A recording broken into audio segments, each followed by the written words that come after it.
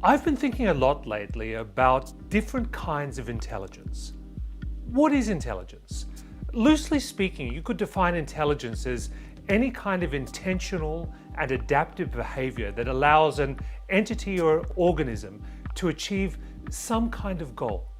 And you find this kind of intelligence everywhere in the natural world, from plants to animals, slime molds to even entire ecosystems. They exhibit forms of discernible thought that resemble problem solving or even in some cases computation. Here's my take. In fairly short order, I believe that the very concept of AI is going to be too broad and abstract to be useful. To say that someone or an organization or a company achieves success by leveraging AI will be a bit like saying that the very same entity managed to succeed by using a computer or a mobile phone. In other words, it really won't make much sense. We're going to need a more delineated view of what intelligence is. And to that end, I think we're going to see the emergence of three particular forms of intelligence. And they are hybrid intelligence, swarm intelligence, and programmatic intelligence. So firstly, hybrid intelligence. Simply put, this is humans and machines working successfully together. Of course, in actuality, it's far from simple. In 1997, Garry Kasparov made human history by being the first human grandmaster to lose to an AI supercomputer. The next year, he did something interesting. He started a new type of chess tournament known as advanced chess or centaur chess. Centaur being because essentially the players in this tournament were half human, half machine. And he demonstrated that these hybrid players were capable of beating either a top-ranked human individual or an AI supercomputer. Something eventually very similar happened in the game of Go. Now, Go was a game which was considered much more complicated a problem to solve than chess. In fact, it's been said that there are more combinations of white and black stones in Go than atoms in the known universe. In 2016, the unthinkable happened. Lee Sedol, one of the world's top-ranked Go players, finally lost to DeepMind's AlphaGo platform. Unlike previous versions of this software, this wasn't a Go program that had been hard-coded by human programmers to estimate the probability of certain positions. Instead, it was a neural network that learned essentially from playing itself. In 2019, Lee Sedol resigned from the game completely, saying that AI was now an entity that was impossible to defeat. That was until 2023, when an amateur Go player using a off-the-shelf AI program was able to use this program to actually study the weakness of another system on a comparable level to AlphaGo. And then once understanding the weaknesses of this AI platform, was able, without technology, to then beat it comprehensively. It's an interesting and powerful metaphor for just how diverse and challenging the new ways that humans and machines are going to start to work together successfully in the 21st century. Already today, programmers, marketers, traders are using generative AI tools like ChatGPT or Copilot to not only come up with ideas, but to really explore the entire spectrum of possibilities when it comes to creating valuable work. And this is just the beginning. I believe that very soon we will essentially be training our own personal AIs. This is something that I predicted a few years back and even made a video about that you can check out.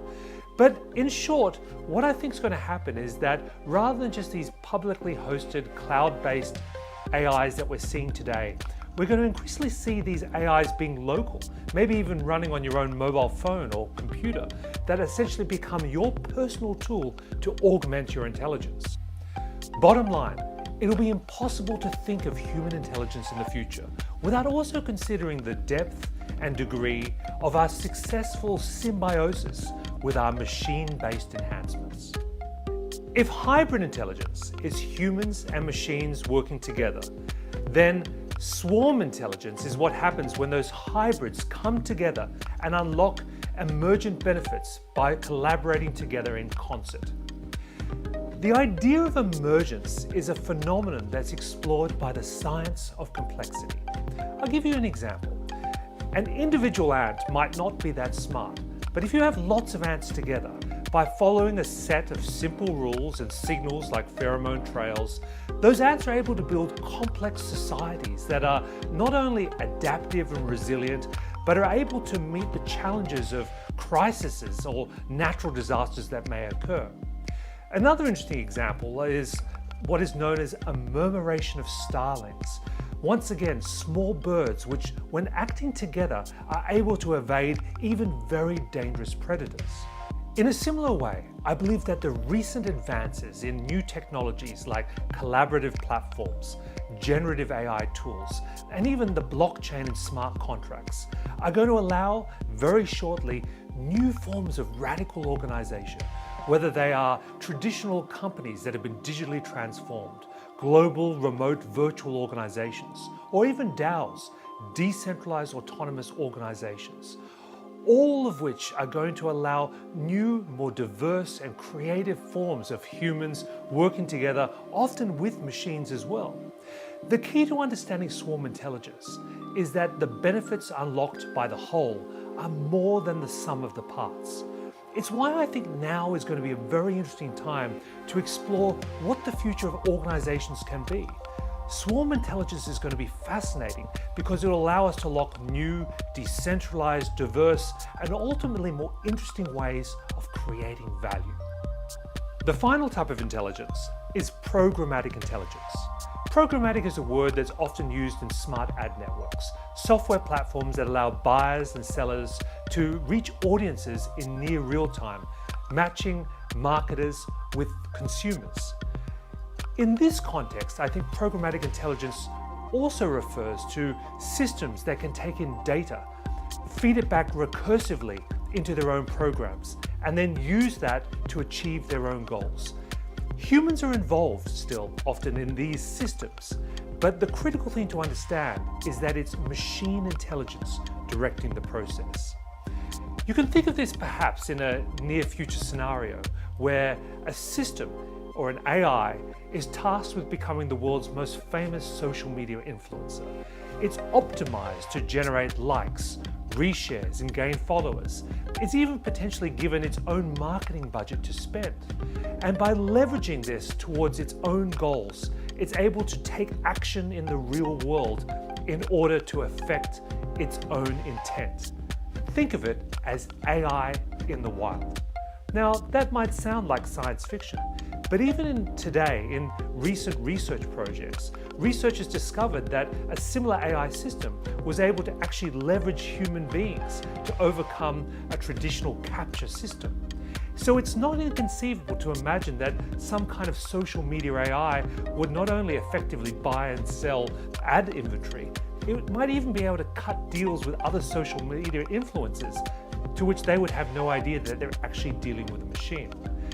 Some of these programmatic intelligences will become sophisticated enough to actually act as our agents, buying and selling on our behalf, handling negotiations, and even making investments.